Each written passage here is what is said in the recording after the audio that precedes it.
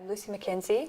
I'm from Glasgow and I live in Brussels. I'm always interested in the way that different periods or aesthetics, they kind of layer up, either accidentally or on purpose, to create something really kind of complex. I want my work to in a way be part of that, even though it's emulating the techniques or maybe attitudes from a different period. I don't think there's any point in being hung up trying to look really contemporary, because you just are, even if you're using techniques from the 1930s.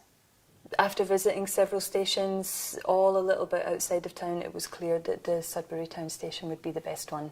It was above ground, it is of extreme design and historical interest, and the advertising was really to a minimum, and because it was so out of town, it would even be like possible to think about using it.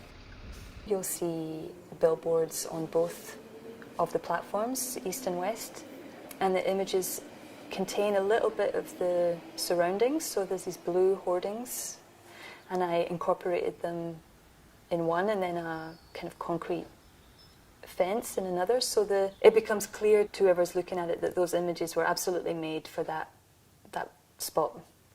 They mimic the language of advertising without saying anything really clearly. So on one billboard you see 2 rows of people all reading the same paperback book. I'd been looking at the work of a Hungarian graphic artist called Kato Lukács, and I found a poster of hers, and it had this text in Hungarian, which when I translated it said everyone's cognac, which I read as being what we would say like everyone's cup of tea, or in Germany they say everyone's beer. And I thought, okay, this is, in a way, people understand that this is what it means, but not as direct as everyone's cup of tea. And then also the figures in the poster, they're all a little bit caricatures of different kind of social classes. If we think about how important ideas of diversity are now in representation, and it's super important that that is so considered now. And I liked with this image that it looked like a very maybe like the third, the more like primitive idea of what representation would have meant there, where everybody's white, but at least they're like different social classes. The other billboard has no text apart from a kind of vague signature, and it's for cosmetics. It's for a lipstick. I knew if we could do an advert that was so big, it should really have this kind of, it should really be an advert, and nothing is more advert than a huge, beautiful woman's glamorous face with a kind of lipstick. If you saw it out of the corner of your eye, you could also think it was like a cigarette advert. Maybe it's kind of skirting the edge of what is allowed or isn't, but that's also kind of the point, to do public art or to do art. Of course, I know the London Transport Museum, but I'd never been to the depot before. It's always great to see things en masse in this kind of uncurated way. This is a really nice one here. It's quite a larger scale than most of them. Proposed platform finishes at bank. I was a doll's house freak as a child, and I'm really interested in scale, either one-to-one scale and how that makes you feel, or things in miniature or oversized, and the interplay of like when you take something small and grow it big, or something big and you make it small. I guess coming from maybe from childhood. Even though you can do models on CAD or SketchUp now, I still need to kind of make a physical model. I mean, those fundamental things about just like volumes, proportions, utility, is really pared down. I mean, there's not an awful lot of ornaments, so it really becomes about the way that the person kind of travels through the station. It's very, very elegant. The person who enters the station, they will first encounter both the posters, which will be placed around this old kiosk, which is a wonderful period feature of the station, which is still there, and they will see the scale model of the station.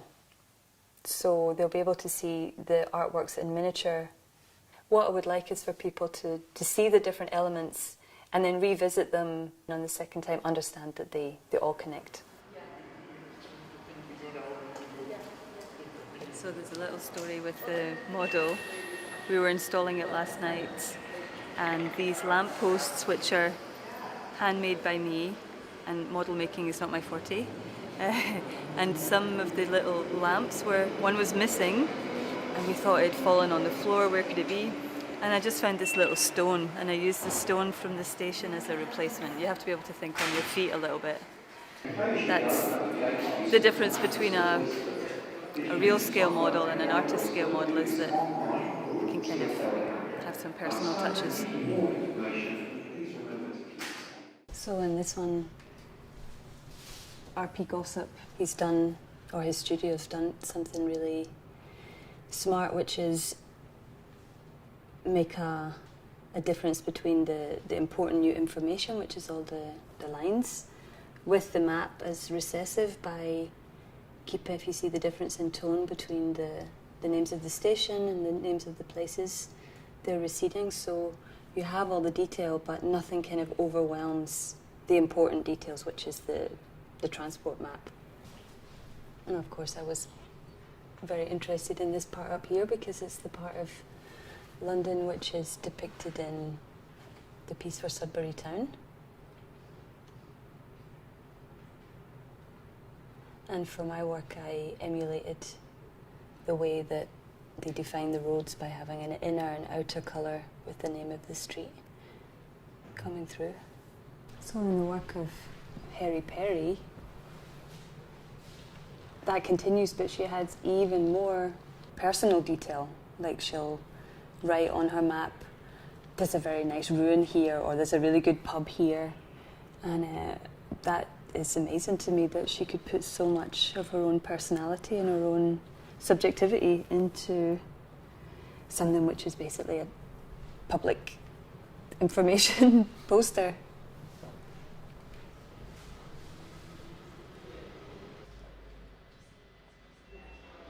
The ceiling paintings will only really be seen by the public if they're in the waiting room. And the places marked on the map some of them are contemporary and some are from the past. So things like the first Smith's crisps factory was there. So there's a bag of crisps.